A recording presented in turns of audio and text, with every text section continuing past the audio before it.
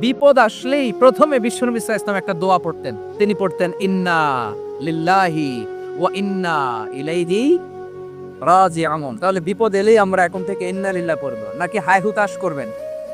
একদল আছে হাই হুতাশ করে, আয় আল্লাহ রে মোর কি হইল রে, মুই কি হরমু রে, মুই কমবে যামু রে, এরকম বিলাপ করতে নিষেধ করেছেন বিশ্বনবী। কি করব, কই যাব, কি হবে, হায় হায়, এরকম হাহুতাশ আছে না নাই? বিশ্বাসীরা হাহুতাশ করে না, তারা ইন্না লিল্লাহ পড়ে। তারপরে বিশ্বনবী পড়তেন আল্লাহুম্মা আজুরনি ফি মুসিবাতি ওয়াখলুফ লি খায়রাম মিনহা।